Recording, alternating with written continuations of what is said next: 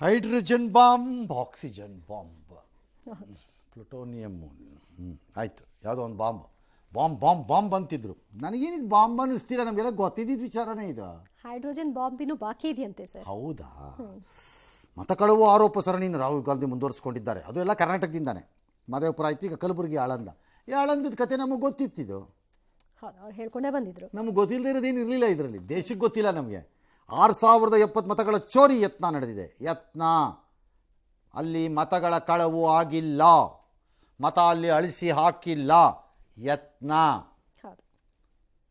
6018 ಹೆಂಗಾಯಿತು ನಂಗೆ ಗೊತ್ತಿಲ್ಲ. ಅದೇನೋ ಬಿ ಆರ್ ಪಾಟೀಲ್ ಆ ಟೈಮಲ್ಲೆಲ್ಲ ಕಂಡು ಹಿಡ್ಕೊಂಡು ಏನೋ ಲಿಸ್ಟ್ ಮಾಡಿದ್ರಂತೆ. ಅದು ನಂಗೆ ಗೊತ್ತಿಲ್ಲ ಕರೆಕ್ಟಾಗಿ. ಬಟ್ ಅದು ಬರೀ ಯತ್ನ, ಆಗಿಲ್ಲ. ಚೋರಿ, ವೋಟ್ ಚೋರಿ, ಮತ ಚೋರಿ ಆಗಿಲ್ಲ. ಎಸ್, ಸರಿ. ಸ್ವಯಂ ಚಾಲಿತ ಸಾಫ್ಟ್ವೇರ್ಗಳನ್ನು ಬಳಸಿಕೊಂಡು ಅನುಮಾನಾಸ್ಪದ ಮೊಬೈಲ್ ನಂಬರ್ಗಳ ಮೂಲಕ ಡಿಲೀಟ್ಗೆ ಯತ್ನಿಸಲಾಗ್ತಾ ಇದೆ ಅಂತ ಒಂಥರ ಹಾಲಿವುಡ್ ಸ್ಟೈಲಲ್ಲೇ ಹೇಳ್ತಾರಪ್ಪ ಇವರು ಎಲ್ಲನೂ. ಎಲ್ಲ ಫ್ಯೂಚರಿಸ್ಟಿಕ್ ಆಗಿದೆ ರಾಹುಲ್ ಗಾಂಧಿದು ಆರ್ಗ್ಯುಮೆಂಟ್ಗಳು. ಈ ಹಾಲಿವುಡ್ಡಲ್ಲಿ ಸೈನ್ಸ್ ಮೂವಿ ಮಾಡ್ತಾರಲ್ಲ, ಮಾರ್ಸಲ್ಲಿ ಮನೆ ಕಟ್ಟೋದು ಹೆಂಗೆ, ಚಂದ್ರನಲ್ಲಿ ಹೋಗಿ ಅದೇನೋ ಒಂದು ಮಾಡೋದು ಹೆಂಗೆ, ಇಂಥದ್ದು ಏನೇನೋ ಮಾಡ್ತಾರಲ್ಲಪ್ಪ ಅವರು. ಭವಿಷ್ಯದ ಚಿಂತನೆಗಳು, ಅದೇನೇನೋ ರೋಬೋಟ್ಗಳು ಎಲ್ಲ ಮಾಡ್ಬಿಡ್ತಾರಲ್ಲ ಅವರು ಹಾಲಿವುಡ್. ಅದಾದಮೇಲೆ 50 ವರ್ಷ ಆದಮೇಲೆ ನಿಜ ಆಗೋಕ್ಕೆ ಸ್ಟಾರ್ಟ್ ಆಗತ್ತಲ್ಲ. ರಾಹುಲ್ ಗಾಂಧಿ ಹಂಗೆ ಕಾಣುತ್ತೆ ನನಗೆ. ಎಲ್ಲ 30 ಇಯರ್ಸ್ ಅಡ್ವಾನ್ಸಲ್ಲಿ ಏನೇನು ಆಗ್ಬೋದು ಅದೆಲ್ಲ ಅಡ್ವಾನ್ಸಾಗಿ ಹೇಳೋದಂಗೆ ಕಾಣುತ್ತೆ ನನಗೆ. ಡಿಲೀಟ್ ಮಾಡೋಕ್ಕೆ ಯತ್ನ ಮಾಡಿದ್ದಾರೆ. ಆಯೋಗ ನಿರ್ಲಕ್ಷ್ಯ ತೋರಿದೆ. ಮಹಾರಾಷ್ಟ್ರದಲ್ಲಿ ಸೇರಿಸಿದಾರಂತೆ, ಆಳಂದಾಲಿ ತೆಗಿಯಕ್ಕೆ ಹೋಗಿದ್ದಾರಂತೆ. ಏನು ಕಥೆನೋ. ಲಾಗಿನ್ಗಳ ID ಡ್ಯಾಶು ಡ್ಯಾಶು ಅಂತೆಲ್ಲ ಮಾಡ್ತಿದ್ದಾರೆ. ನಂಗೆ ಆಯೋಗದ ಒಳಗಡೆಯವರೇ ಸಹಾಯ ಮಾಡ್ತಿದ್ದಾರೆ ಅಂತ ಮಾಡ್ಬೋದು. ಇಲ್ಲ ಅಂದ್ರೆ ಇನ್ನೂ ಹೈಡ್ರೋಜನ್ ಬಾಂಬು ಬಾಕಿ ಇದೆ ಅಂತ. ಓಕೆ, ಆಲ್ ರೈಟ್, ನಾವು ಕಾಯ್ತೀವಿ ಅದಕ್ಕೆ. ಏನಿದು ಕತೆ ಇವರದ್ದು? 23ರ ಚುನಾವಣೆಯಲ್ಲಿ ಕಾಂಗ್ರೆಸ್ಸಲ್ಲಿ ಗೆದ್ದಿರೋದು. ಬಿ ಆರ್ ಪಾಟೀಲ್ರೇ ಗೆದ್ದಿರೋದಲ್ಲಿ. ಸುಭಾಷ್ ಗುತ್ತೇದಾರು ಬಿ ಆರ್ ಪಾಟೀಲ್ರದ್ದು ನಾನು ಅನಾದಿ ಕಾಲದಿಂದ ಬಡದಾಡ್ಕೊಂಡು ಬರ್ತಿರೋಂಥ ಕಾನ್ಸ್ಟಿಟ್ಯೂಯನ್ಸಿ, ಗಡಿ ಭಾಗದ ಕಾನ್ಸ್ಟಿಟ್ಯೂಯನ್ಸಿ. ಹಾರ್ ಬಿದ್ದರೆ ಮಹಾರಾಷ್ಟ್ರ ಒಂದು ಕಡೆಗೆ, ಹಾರ್ ಬಿದ್ದರೆ ಸಾಕು. ಇವ್ರದ್ದು ಕೊನೆ ಹಳ್ಳಿ ಏನಿದೆ, ಆ ಹಳ್ಳಿ ಕ್ರಾಸ್ ಆದರೆ ಮಹಾರಾಷ್ಟ್ರ ಕೊಟ್ಟೋಗ್ತಾರೆ. ಹಂಗಿದೆ ಆಳಂದ. ಏನು ಇಟ್ಸ್ ಓಕೆ. ಇನ್ನು 23 ಚುನಾವಣೆಯಲ್ಲಿ ಡಿಲೀಟ್ಗೆ ಯತ್ನ ಮಾಡಿದ್ರು, ಸಿಕ್ಕಾಕೊಂಡ್ಬಿಟ್ರು. ಕಾಕತಾಳೀಯಾಗಿದ್ದು ಬೂತ್ ಮಟ್ಟದ ಅಧಿಕಾರಿ ಚಿಕ್ಕಪ್ಪನ ಮತನ ಅಳಿಸ್ಬಿಟ್ಟಿದ್ದಾರೆ. ಕಾಂಗ್ರೆಸ್ ಮತಗಳನ್ನೇ ಟಾರ್ಗೆಟ್ ಮಾಡಲಾಗಿದೆ. ಅತ್ಯಾಧುನಿಕ ಕೇಂದ್ರೀಕೃತ ವ್ಯವಸ್ಥೆ ಇದೆ ಇದಕ್ಕೆ. ಹೌದಾ? ಎಲ್ಲಿ? ಅವ್ರ ಪ್ರಕಾರ ಹೈದ್ರಾಬಾದಲ್ಲಿ. ಹಾಂ, ಅತ್ಯಾಧುನಿಕ ಕೇಂದ್ರೀಕೃತ ವ್ಯವಸ್ಥೆನ ಹೈದ್ರಾಬಾದಲ್ಲಿ ಯಾಕೆ ಸ್ಥಾಪಿಸ್ಕೊತಾರೆ? ಡಿಲ್ಲಿನಲ್ಲೇ ಕೂತ್ಕೊಂಡು ಮಾಡ್ತಾರೆ. ಅದೇ ಜಾಗ ಹಾಕ್ಬೇಕು, ಅಲ್ಲೇ ಏನಕ್ಕೆ ಬೇಕು? ಮಹಾರಾಷ್ಟ್ರದ ಎಲ್ಲಿಂದ ಮಾಡಿದ್ರು ಅದೇ ಯಾರು ಹೇಳಿಲ್ಲ ಎಲ್ಲಿಂದ ಮಾಡಿದ್ರು ಅಂತ. ಹಂಗಾಗಿ ಒಂದೊಂದು ಕಾನ್ಸ್ಟಿಟ್ಯೂನ್ಸಿಗೆ ಒಂದೊಂದು ಕಡೆ ಅತ್ಯಾಧುನಿಕ ಕೇಂದ್ರ ಸ್ಥಾಪನೆ ಮಾಡ್ಕೋತಾರ ಯಾವನಾದ್ರೂ? ಏನಪ್ಪ ನನಗೆ ಅರ್ಥ ಆಗಲ್ಲ ಇವ್ರದ್ದು. ಅದೇನೋ ಫೇಕ್ ID ಕೊಡ್ತಾರೆ, 18 ತಿಂಗಳಿಗೆ 18 ಪತ್ರ ಬರೆದಿದ್ದಾರೆ, ಡ್ಯಾಶು ಡ್ಯಾಶು ಡ್ಯಾಶು ಅಂತ ಇವರು ಹೇಳಿದ್ದಾರೆ. ಏನು ಹೇಳ್ತಾರೆ ನೋಡೋಣ ಒಂದನ್ನು. Aland is constituency in Karnataka, 6,018 votes. Somebody tried to delete 6,018 votes. We don't know the total number of votes that were deleted in Aland in the 23 election. They are much higher than 6,018. Somebody got caught deleting 6,018 votes. And it was caught, like most crimes, by a coincidence. Election Commission जानता है, ज्ञानेश कुमार जी जानते हैं. ये है सबूत कि ज्ञानेश, जो भी मैं यहां बोल रहा हूं, 100% ಜೀನಿ ಸ್ಲಿಮ್ ರೆಫರ್ ಮಾಡ್ಬೇಕಾದ್ರೆ ಕಾರಣ ಏನಂದ್ರೆ ವೇಟ್ ಲಾಸ್ ಸಲುವಾಗಿ ನನ್ ಬಾಳ ಜನ ಕೇಳಿದ್ರು. ಫಸ್ಟ್ ನಾನ್ ತಗೊಂಡು ನನಗೆ ರಿಸಲ್ಟ್ ಬಂದ್ಮೇಲೆ ಆಮೇಲೆ ನಾನು ಜೀನಿ ಸ್ಲಿಮ್ ಇನ್ನೊಬ್ಬರಿಗೆ ಪ್ರಿಪೇರ್ ಮಾಡಿದ್. ಸುಸ್ತಾಗೋದು ಕಡಿಮೆ ಆಯ್ತು, ವೀಕ್ನೆಸ್ ಅದು ಏನೂ ಇಲ್ಲ, ಪೂರಾ ಹೆಲ್ದಿ ಅದೇನೆ. ವೇಟ್ ಜಾಸ್ತಿ ಇರೋರಲ್ಲಿ ಏನೇ ಡೌಟ್ ಇಲ್ಲದೆ 100% ಬಳಸಬಹುದು. ಪ್ರತಿದಿನ ನಮ್ಮ ಜೀನಿ ಸ್ಲಿಮ್ ನ ಯೂಸ್ ಮಾಡಿ ಯಾವುದೇ ಸೈಡ್ ಎಫೆಕ್ಟ್ ಇಲ್ದಂಗೆ ನೀವು ಸಣ್ಣ ಆಗ್ತೀರಾ. First of all Gyanesh Kumar ಇರಲಿಲ್ಲ ಆ ಟೈಮಲ್ಲಿ, ಅವ್ರು ಎಲೆಕ್ಷನ್ ಕಮಿಷನಲ್ಲೇ ಇರಲಿಲ್ಲ. ಏನೋ ಈಗ ಅವ್ರನ್ನ ಪ್ರೊಟೆಕ್ಟ್ ಮಾಡ್ತಿದ್ದಾರೆ ಅಂತ ಇವ್ರದ್ದು ಆರೋಪ. 6,000 ಓಟಿಗಿಂತ ಜಾಸ್ತಿ ಆಗಿಬಿಟ್ಟಿದೆ ಅಂತ. ಆಗಿಲ್ಲ, ಆಗಿದ್ರೆ ಅದು ಸಿಗಾಕೋಬೇಕು. ಆಮೇಲೆ ಯಾರೋ ಸಿಗಾಕೊಂಡಿದ್ದಾರೆ ಅಂತಾರೆ. ಯಾರು ಸಿಗಾಕೊಂಡಿದ್ದಾರೆ ಗೊತ್ತಿಲ್ಲ ನನಗೆ. ಯಾರು ಸಿಗಾಕೊಂಡಿದ್ದಿದ್ರೆ ಪ್ರಾಬ್ಲಮ್ ಆಗ್ತಿರಲಿಲ್ಲ. ಇದು ಏನೋ ಇದು ರಾಹುಲ್ ಗಾಂಧಿ ಅವರ ಅಧ್ಯಯನ. ಅಂದ್ರೆ ಇದು ಜನರ ಮುಂದಿನ ಹೋರಾಟಕ್ಕೆ ಮಾತ್ರ ಸೀಮಿತ ಆಗ್ತಿದೆ ಹಾಗಿದೆಯಾ? ನೋಡೋಣ ಮುಂದಕ್ಕೆ ಹೋಗಿ. ಇನ್ನು ಆಳಂದ ಮತಕ್ಷೇತ್ರದಲ್ಲಿ ಮತದಾರ ಹೆಸರು ಡಿಲೀಟ್ ಬಗ್ಗೆ ಡೀಟೇಲ್ಸ್ ಕೊಟ್ಟಂತಹ ರಾಹುಲ್ ಗಾಂಧಿ ಕೆಲವೊಂದು ಕೇಸ್ ಸ್ಟಡಿಯ ವಿವರವನ್ನು ಕೂಡ ಕೊಟ್ಟಿದ್ದಾರೆ. ಗೋದಾಬಾಯಿ ಅಂತ 12 ಮತಗಳಿಂದ ಡಿಲೀಟ್ ಮಾಡಲು ಹೆಸರಲ್ಲಿ ಅರ್ಜಿ ಹಾಕಿದ್ದಾರೆ. ಬೇರೆ ರಾಜ್ಯಗಳ ಫೋನ್ ನಂಬರ್ ಬಳಕೆ. ಆಕೆ ಹೇಳ್ತಾರೆ ನಾನು ಯಾವುದೇ ಅರ್ಜಿ ಹಾಕಿಲ್ಲ ಅಂತ. ಕೆಲವರಿಂದ ಮತದಾರರ ಡಿಲೀಟ್ ಪ್ರಕ್ರಿಯೆಯೇ ಹೈಜಾಕ್ ಇರ್ಬೋದಿದು. ಬಟ್ ಎಲೆಕ್ಷನ್ ಕಮಿಷನ್ ಹೇಳುತ್ತೆ ಹಂಗೆ ಆನ್ಲೈನಲ್ಲಿ ಡಿಲೀಟ್ ಮಾಡೋಕ್ಕೆ ಬರಲ್ಲ, ಹೌದು, ಅದು ಅಸಾಧ್ಯ ಅಂತ ಯಾರಿಗೂ ಮಾಡೋಕ್ಕಾಗಲ್ಲ. ಫಿಸಿಕಲಿ ಮಾಡಿದ್ರೆ ಮಾಡ್ಬೋದು. ಫಿಸಿಕಲಿ ಯಾರೋ ಬೋಗಸ್ ಅರ್ಜಿ ಹಾಕ್ಸಿಸಿ ಆ ಬೋಗಸ್ ಅರ್ಜಿಯನ್ನೇ ಆಧಾರ ಮಾಡಿಕೊಂಡು ಲೋಕಲ್ ಆಫೀಸರ್ಗಳು ಬೇಕಾದ್ರೆ ಮಾಡ್ಬೋದು. ಅದೀಗಲೂ ಆಗ್ತಿದೆ. ರಾಹುಲ್ ಗಾಂಧಿದು ಏನು ಅಡ್ವಾನ್ಸ್? ನನ್ನ ಹತ್ರಕ್ಕೆ ಬರ್ರಿ, ನಾನೇ ಹೇಳ್ಕೊಡ್ತೀನಿ. ಓಕೆ, ನನಗೆ ಗೊತ್ತಿದೆ. ಕೆಲವು MLAಗಳು ಎಲೆಕ್ಷನ್ಗೆ 6 ತಿಂಗಳೋ 8 ತಿಂಗಳೋ ಇದ್ದಾಗ ಮತದಾರರ ಪಟ್ಟಿ ಪರಿಷ್ಕರಣೆ ನಡೆಯುತ್ತಲ್ಲ, ಅಲ್ಲೇ ಸ್ಟಾರ್ಟ್ ಮಾಡ್ತಾರೆ ಕೆಲಸ. ಅವರು ಅಲ್ಲೇ ತೆಗೆಸ್ತಾರೆ. ಅಲ್ಲಿಂದನೇ ಶುರು ಆಗುತ್ತೆ. ಇದುವೇ ಆಳಂದಾದುವೆ no way election commission involve ಆಗಿರೋಕ್ಕಾಗಲ್ಲ ಇದರಲ್ಲಿ. ಆಗಿದ್ರೆ ನಾನು ಹೇಳ್ತಿರೋ ಆ ಥರದ ಮೆಥಡ್ಗಳಲ್ಲಿ ಲೋಕಲಿ ಆಗಿರ್ಬೋದು ಬೇಕಾರೆ. ಅದು between x candidate to y candidate ಕೋಪದಲ್ಲಿ ಇರ್ಬೋದು. ಇದರಲ್ಲಿ ಏನರಲ್ಲಿ ವೈರತ್ವ ಅಥವಾ ಸ್ಪರ್ಧೆನಲ್ಲಿ ಅದು ಕಾಂಗ್ರೆಸ್ಸು BJP ಅಂತ ನಾನು ಹೇಳಿಲ್ಲ. ಯಾರೋ ಎಕ್ಸ್ ಟು ವೈ ಇರ್ಬೋದು. ಕ್ಯಾಂಡಿಡೇಟ್ಗಳ ಮಧ್ಯೆ ಇರ್ಬೋದು. ಇದು ಅವರ ಪ್ರಯತ್ನ ಇರ್ಬೋದು. ಇದು election commission cannot involve. Okay. ಎರಡನೇದು ಸೂರ್ಯಕಾಂತ, ಸೇಮ್ ಅವ್ರ ಹೆಸರಲ್ಲಿ ನಾನು ಅರ್ಜಿ ಹಾಕಿರಲಿಲ್ಲ, ನಂದಲ್ಲ, ಫೇಕ್ ನಂಬರು, ಕಮಿಷನರ್ ದೂರು ಕೊಟ್ಟಿದ್ದೀನಿ, ದೂರು ಕೊಟ್ಟ ಮೇಲೆ ಎಲ್ಲ ಸರಿ ಹೋಗಿದೆ. BR ಪಾಟೀಲ್ ಆಪ್ತರನ್ನೇ ಕೈ ಬಿಡಲು ಯತ್ನ. ಅಂದರೆ ಎಲೆಕ್ಷನ್ ಕಮಿಷನ್ನು BR ಪಾಟೀಲ್ ಆಪ್ತರನ್ನು ಗುರುತಿಸಿ ಸೆಲೆಕ್ಟಿವ್ ಆಗಿ ಮಾಡಿದ್ದಾರೆ. ಸೆಲೆಕ್ಟಿವ್ ಆಗಿ ಕರ್ಕೊಂಬಂದು, ಯಾಕೆಂದರೆ ಅವರು CV ರಾಮನ್ ಮೊಮ್ಮಗ. ಯಾಕೆ ಸರ್? ಅವ್ರನ್ನ ಎಲೆಕ್ಷನ್ ಕಮಿಷನ್ ಗುರುತಿಸ್ಬೇಕು ಅಂದರೆ BR ಪಾಟೀಲ್ ಆಪ್ತ ರೀ. ಯಾಕ್ರಿ ಈ ಥರ ಜೋಕ್ ಮಾಡ್ತೀರಿ? ನಾಗರಾಜ್ ಎಂಬುವರ ಮತ ತಿಳಿಕೆ 4 ಗಂಟೆಗೆ ಬೆಳಗಿನ ಜಾವ ಅರ್ಜಿ ಸರಿ ಇರ್ಬೋದು. ನಾನು ಇಲ್ಲ ಅಂತ ಹೇಳ್ತಿಲ್ಲ. This is a method which is done locally. You can't. Okay, ಈಗ ಇದಕ್ಕೆ ಬರ್ತೀನಿ ನಾನು ಯಾಕೆ ಅಂತ ಹೇಳ್ತೀನಿ. ಈಗ ಇದರಲ್ಲಿ ಇದು ಮತ ಚೋರಿ ಅಲ್ಲ, ಅಟೆಂಪ್ಟ್ ಆಗಿದೆ. ಬಟ್ ಈ ಅಟೆಂಪ್ಟು ಈಗಲೂ ಇದೆ ಅಂತ ನಾನು ಹೇಳೋದು.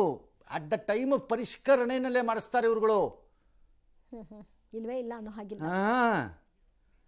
ಪರ್ಟಿಕ್ಯುಲರ್ಲಿ ಬಾರ್ಡರ್ ಕಾನ್ಸ್ಟಿಟ್ಯೂಯನ್ಸಿಗಳಲ್ಲಿ ಇದು ನಡೆಯುತ್ತೆ. ಯಾಕಂದರೆ ಈ ಕಡೆ ಆ ಕಡೆ ಇರ್ತಾರೆ ಅವ್ರುಗಳು,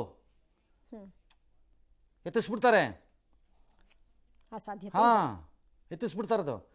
ಸೇ ಫಾರ್ ಎಕ್ಸಾಂಪಲ್ ಬೆಂಗಳೂರಿನಲ್ಲಿ ಒಂದು ಕಾನ್ಸ್ಟಿಟ್ಯೂನ್ಸಿ, ಆ ಕಾನ್ಸ್ಟಿಟ್ಯೂಯನ್ಸಿನಲ್ಲಿ ಬೆಂಗಳೂರಿನ ಹತ್ತಿರದಲ್ಲಿರುವ ಆಜುಬಾಜಲ್ಲಿರುವ ಊರಿನ ಜನ ಅಲ್ಲಿದ್ದಾರೆ ತುಂಬ.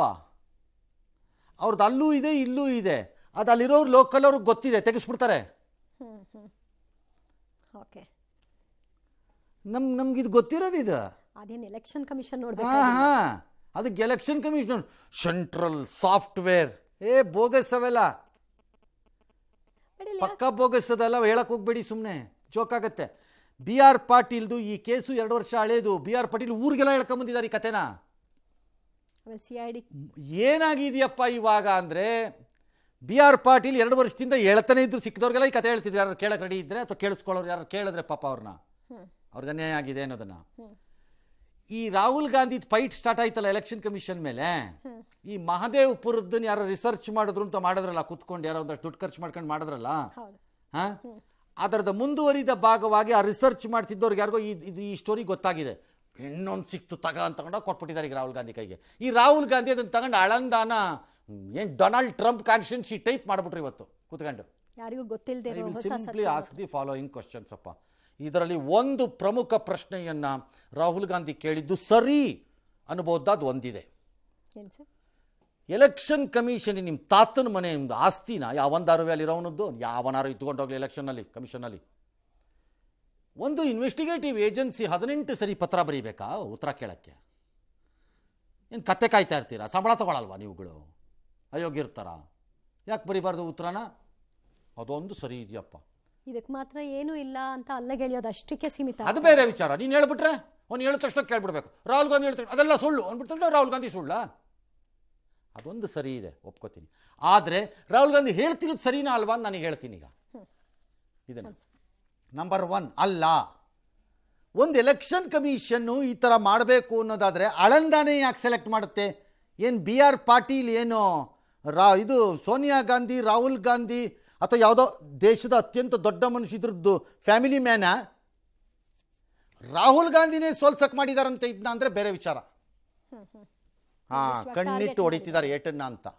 BR ಪಾಟೀಲ್ ಕಾನ್ಸ್ಟಿಟ್ಯೂನ್ಸಿನ ಗೌರ್ಮೆಂಟ್ ಆಫ್ ಇಂಡಿಯಾಲ್ಲಿ ಕೂತಿರೋ ಎಲೆಕ್ಷನ್ ಕಮಿಷನ್ ಯಾಕಪ್ಪ ಸೆಲೆಕ್ಟ್ ಮಾಡಬೇಕು? ಪಾಟೀಲ್ರೇ, ನೀವಾರು ಈ ಪ್ರಶ್ನೆ ಕೇಳಬೇಡವೆ? ಅವ್ರಿಗೆ ವಿಷಯ ಚರ್ಚೆ ಏನು ಆಗ್ಬೇಕಿತ್ತು. ನಿಮ್ಮ ಕಾನ್ಸ್ಟಿಟ್ಯೂನ್ಸಿ ಮೇಲೆ ಅಷ್ಟೊಂದು ಲವ್ವಪ್ಪ? ದಿಲ್ಲಿಯಿಂದ ಆಳಂದ, ದೇಶದ ಜನಕ್ಕೆ ಇವತ್ತು ಆಳಂದ ಅಂತ ಕಾನ್ಸ್ಟಿಟ್ಯೂನ್ಸಿ ಇರೋದೇ ಇವತ್ತು ಗೊತ್ತಾಗಿರುತ್ತೆ. ಈಗ ನಮಗೂ ಎಷ್ಟೋ ಕಾನ್ಸ್ಟಿಟ್ಯೂನ್ಸಿ ನಾರ್ತ್ ಇಂಡಿಯಲ್ಲಿ ಗೊತ್ತಿಲ್ವಲ್ಲ. ನಂಬರ್ 1. ನಂಬರ್ 2, ಒಂದು ವೇಳೆ ಎಲೆಕ್ಷನ್ ಕಮಿಷನ್ನೇ ಮಾಡಬೇಕು ಅನ್ನೋದಾದರೆ 6,000ನೇ ಯಾಕೆ ಮಾಡುತ್ತೆ? 6,100 ಚಿಲ್ಲರೆ ಮತಗಳನ್ನೇ ಯಾಕೆ ಮಾಡಬೇಕು? ಹೌದು ಒಂದು 10,000 ಅಂದರೆ 10,000 ಎಗರೋಗ್ಬಿಡ್ಬೇಕಪ್ಪ. ಹೌದು ಅವರೇ ಅವ್ರು ಮಾಡಬೇಕು ಆದ್ರೆ ಅನ್ನೋದಾದ್ರೆ. ದೊಡ್ಡ ಮಟ್ಟಿಗೆ ನೋಡಬೇಕು. ಓಕೆ, ಒಂದು ವೇಳೆ ಎಲೆಕ್ಷನ್ ಕಮಿಷನ್ನೇ ಮಾಡಬೇಕು ಅನ್ನೋದೇ ಆದರೆ ಅದಕ್ಕೊಂದು ಬೋಗಸ್ ಐ ಡಿ ಹಾಕಿ, ಆ ಐ ಡಿಗೆ ಒಂದು ಸೆಂಟರ್ನೆಲ್ಲೋ ಹೈದ್ರಾಬಾದಲ್ಲಿ ಮಾಡಿಕೊಂಡು ಅವನು ಥರ್ಡ್ ಪಾರ್ಟಿನ ಇನ್ವಾಲ್ವ್ ಮಾಡ್ಕೊಂಡು ಅದ್ರಲ್ಲಿ ಸಿಕ್ಕಾಕೊಳ್ಳೋ ರಿಸ್ಕೊಳಕ್ಕೆ ಬಂದು ಅವನ ಕೈಲ ಫಾಲ್ಸ್ ಅರ್ಜಿ ಹಾಕ್ಸಿಸಿ ಜಿ ಮೂಲಕ ಎಲ್ಲ ಯಾಕೆ ಮಾಡಬೇಕು? ಅವ್ರ ಕೈಯಲ್ಲೇ ಇರುತ್ತೆ ಸಾಫ್ಟ್ವೇರ್. ಹಿಂಗೆ ಅನ್ಸಿದ್ರೆ ಡಮಾರ್. ಕಾಮನ್ ಸೆನ್ಸ್ ಅಲ್ಲ ಇದೆಲ್ಲ? ನನಗಂತೂ ಹಂಗೆ ಅನ್ಸತ್ತಪ್ಪ. ಇವ್ರು ಹೇಳೋರು ಯಾರು? ಓಕೆ, ಇನ್ನು ದಲಿತರು, OBC, ಎಷ್ಟಿಗಳದ್ದು ಓಟನ್ನ ನಮ್ಮ ಕಾಂಗ್ರೆಸ್ದೇ ಹುಡುಕಿ ಮಾಡಿದ್ದಾರೆ. ಎಲೆಕ್ಷನ್ ಕಮಿಷನ್ ರಿಸರ್ಚ್ ಮಾಡಿ B.R. Patil is very powerful, he should not win at any cost. ಈ ಸರಿ ಬರ್ಕೂಡ್ದವ್ರು ಅಸೆಂಬ್ಲಿ ಒಳಕ್ಕೆ ಟಾರ್ಗೆಟ್ ಮಾಡಿದೆ ಅಂತ ಹೇಳಿ ರಿಸರ್ಚ್ ಮಾಡಿ ಯಾವ್ಯಾವ ಬೂತು ಅಳಂದಾಲಿ ಅಂತ ಕಂಡುಹಿಡಿದು ಆ ಬೂತ್ ಒಳಕ್ಕೆ ಹೋಯ್ತಾ ಎಲೆಕ್ಷನ್ ಕಮಿಷನ್. ಅಥವಾ ಯಾವ 100% ಲೋಕಲ್ ವ್ಯವಹಾರದ ಅಟೆಂಪ್ಟ್ ಇದು, ಪಕ್ಕಾ ಲೋಕಲ್ ಅಟೆಂಪ್ಟ್ ಇದು. ಅದನ್ನು ನ್ಯಾಷನಲ್ ಆಯಿತಾ? ಹೋದ್ರಾ? ಎರಡನೇದು ಹೇಳ್ತೀನಿ ರಾಹುಲ್ ಗಾಂಧಿ ಅವ್ರಿಗೆ. ಸರ್, ಒಂದು ಬೂತಲ್ಲಿ OBC, backward class, schedule cost ಮತ್ತು ST ಓಟ್ಗಳಿದೆ ಅಂದ ತಕ್ಷಣ ಅದೆಲ್ಲ ಕಾಂಗ್ರೆಸ್ ಓಟು ಅನ್ನೋ ಕಾಲ ಹೊಟ್ಟೋಗಿದೆ. ಹಂಗಿಲ್ಲ ಈಗ, ಅದೆಲ್ಲ ಹೋಗಿ ಭಾಳ ವರ್ಷ ಆಗೋಗಿದೆ. ಇದು ನಮ್ಮದೇ ಅಂತ ಹಂಗೆ ಇದ್ಬಿಟ್ಟಿದ್ದರೆ ಒಬ್ಬರು ಬೇರೆ ಶೆಡ್ಯೂಲ್ ಕಾಸ್ಟ್ ಓಟ್ಗಳು, ST ಓಟ್ಗಳದೆಲ್ಲ ಬಂದು ಬೇರೆ ಪಾರ್ಟಿಯವ್ರು ಗೆಲ್ಲೇ ಬರ್ದಾಗಿತ್ತು, ನೀವೇ ಗೆಲ್ಲಬೇಕಿತ್ತು. ಯಾಕೆ ಸೋತ್ರಿ? ಯಾಕೆ ಸೋಲ್ತಿದ್ದೀರಿ? ಹಂಗಿಲ್ಲ, ಅವೆಲ್ಲ ಹೊಟ್ಟೋಗಿದೆ ಆ ಥರದ್ದು. ಹೈದ್ರಾಬಾದೇ ಯಾಕಪ್ಪ ಮಾಡ್ಕೊತಾರೆ? ಮಹಾರಾಷ್ಟ್ರನವ್ರು ಅಲ್ಲಿ ಯಾಕೆ ಹೈದ್ರಾಬಾದ್ ಮಾಡ್ಕೊಳ್ಳಿಲ್ಲ? ಅಯ್ಯೋ, ಇದು ನನಗೆ ಏನಪ್ಪ ಅರ್ಥವೇ ಆಗ್ತಿಲ್ಲಪ್ಪ. ಸಿಕ್ಕಾಪಟ್ಟೆ ಘೋಷಣೆ ಮಾಡಿರ್ತಾ ಇದ್ದಾರೆ. ಆಯಿತು, ನೋಡೋಣ ಈಗ ಮುಂದೆ ಏನಾಗುತ್ತೆ ಅಂತ. ಎಸ್, ಇನ್ನು ಕಾಂಗ್ರೆಸ್ ಸರ್ಕಾರ ಇದನ್ನ SIT ಕೊಡೋದಕ್ಕೆ ಮುಂದಾಗ್ತಾ ಇದೆ. ಅದರ ಬಗ್ಗೆ ಚರ್ಚೆಗಳಾಗ್ತಾ ಇದೆಯಂತೆ. ಇನ್ನು ಚುನಾವಣಾ ಆಯೋಗ ಹೇಳುತ್ತೆ ಆನ್ಲೈನಲ್ಲಿ ಈ ಥರ ಮಾಡೋದಕ್ಕೆ ಸಾಧ್ಯ ಇಲ್ಲ ಅಂತ. ಆದರೆ ರಾಜ್ಯ ಚುನಾವಣಾ ಆಯೋಗ ಇದರ ಬಗ್ಗೆ ಸ್ಪಷ್ಟನೆ ಕೊಟ್ಟು ಆಳಂದ ಪ್ರಕರಣದಲ್ಲಿ ಈಗಾಗಲೇ FIR ಆಗಿತ್ತು. 6,018 ಅಪ್ಲಿಕೇಶನ್ ಬಂದಿತ್ತು. ಅದರಲ್ಲಿ 24 ಮಾತ್ರ ದಾಖಲೆ ಸರಿಯಾಗಿದ್ವು, ಉಳಿದಿದ್ದೆಲ್ಲ ತಪ್ಪಾಗಿತ್ತು. ಹಾಗಾಗಿ ಡಿಲೀಟ್ ಮಾಡಿಲ್ಲ ಅಂತ ಹೇಳಿದ್ದಾರೆ. ಈ ನಡುವೆ ಬಿಜೆಪಿ ಸಂಸದ ಅನುರಾಗ್ ಠಾಕೂರ್ ಸುದ್ದಿಗೋಷ್ಠಿ ನಡೆಸಿ ಆಳಂದ ಕಾಂಗ್ರೆಸ್ ವೋಟ್ ಚೋರಿ ಮಾಡಿಯೇ ಗೆದ್ದಿದ್ದ, ಹಾಗಾದ್ರೆ ಇನ್ನು ಮಾಲೂರು ಗೆಲುವಿನ ಬಗ್ಗೆ ರಾಹುಲ್ ಉತ್ತರ ಕೊಡ್ಲಿ ನೋಡೋಣ ಅಂತ ಸವಾಲು ಹಾಕಿದ್ರು. ಎರಡೂ ಸಂಬಂಧನೇ ಇಲ್ಲ. BJP ಬಿಡ್ತಿರೋದು ಬುರುಡೆ. ರಾಹುಲ್ ಗಾಂಧಿಯವ್ರಿಗೂ ಫುಲ್ ಇನ್ಫಾರ್ಮೇಷನ್ ಕೊಟ್ಟಿಲ್ಲ ಕರೆಕ್ಟಾಗಿ. ಅವ್ರನ್ನ ತಂದು ತಗ್ಲಾಕ್ಸ್ಬಿಟ್ರು ಇದರಲ್ಲಿ. ಈ ರಾಹುಲ್ ಗಾಂಧಿ ಸುತ್ತಲೂ ಯಾರೋ ಈ ರಿಸರ್ಚ್ ಮಾಡಿ ಇಂಥದ್ನೆಲ್ಲ ಪ್ರಿಪೇರ್ ಮಾಡಿ PPT ಪ್ರೆಸೆಂಟೇಷನ್ ರೆಡಿ ಮಾಡೋ ಗಿರಾಕಿಗಳದ್ದೊಂದು ಟೀಮ್ ಇದ್ದಂಗೆ ಇದೆ. ಆ ಗಿರಾಕಿಗಳು ಟೀಮ್ ಮಾಡಿರೋ ಕೆಲಸ ಈ ರಾಹುಲ್ ಗಾಂಧಿನ ಕರ್ಕೊಂಬಂದು ಪಾಪ ಬ್ರೀಫ್ ಕೊಟ್ಬಿಟ್ಟು ಜಮಾರ್ ಅನ್ಸ್ಬಿಟ್ಟಿದ್ದಾರೆ ಹಿಡ್ಕೊಂಡು. ಮಿಸ್ಲೀಡ್ ಮಾಡ್ತಿದ್ದಾರೆ. ಸೇಮ್ ಮಾಲೂರ್ದುವೆ. ಮಾಲೂರು MLA ವೋಟ್ ಚೋರಿ ಮಾಡಿ ಗೆದ್ದಿದ್ದಾರೆ ಅಂತ ಯಾರು ಹೇಳಿರೋದು ನಿಮಗೆ? ಕೋರ್ಟ್ ಅಂತೂ ಹೇಳಿಲ್ಲ, ಕೋರ್ಟ್ ಹೇಳಿದೆ ಅಂತ ವೋಟ್ ಹೇಳ್ಕೊಂಡು ಚೋರಿ ಅಲ್ಲ, ಅದಕ್ಕೆ ರಿಲೇಟೆಡ್ ಡಾಕ್ಯುಮೆಂಟ್ಸ್ ಅವ್ರು ತಂದಿಲ್ಲ ಅಂತ ತೋರ್ತಿದ್ದಾರೆ. ಈಗಲೂ ಹೇಳ್ತೀನಿ, ಅಲ್ಲಿ ರಿಯಲ್ ಕೌಂಟಿಂಗ್ ಆಗಬೇಕು ಮಾಲೂರಲ್ಲಿ. ರೀಕೌಂಟಿಂಗ್ ಆಗೋಕ್ಕೆ ಮೊದಲೇನೇನೆ ಅವ್ರನ್ನ ಹಸಿಂದು ಹೆಂಗೆ ಮಾಡ್ತೀರಿ ನೀವು? ಹಾಗಾಗಿ ಅದನ್ನು ಅವ್ರು ಚಾಲೆಂಜ್ ಮಾಡ್ತಾರೆ. ಹೌದು. ಆಳಂದಾನಲ್ಲಿ 100% ರಾಹುಲ್ ಗಾಂಧಿ ಹೇಳಿರೋ ಟೈಪ್ ಆಗಿರಲ್ಲ. ನಾ ಬೆಚ್ಕಟ್ತೀನಿ ಬೇಕಾರೆ. ಚುನಾವಣಾ ಆಯೋಗ ಬಟ್ ಲೋಕಲಿ ಯಾರು ಅಟೆಂಪ್ಟ್ ಮಾಡಿರ್ಬೋದು, ನಾನು ಮಾಡಿರಲ್ಲ ಅಂತ ಹೇಳಲ್ಲ. ಅದು ಮಾಡಿದರೆ ಅದರಲ್ಲಿ ಲೋಕಲ್ ಪಾಲಿಟಿಷಿಯನ್ಸು ಮತ್ತು ಲೋಕಲ್ ಆಫೀಸರ್ಸು ಇಬ್ಬರೂ ಇನ್ವಾಲ್ವ್ ಇರ್ತಾರೆ. ಅವ್ರು ಯಾರು ಹಾಂ, ಎಸ್.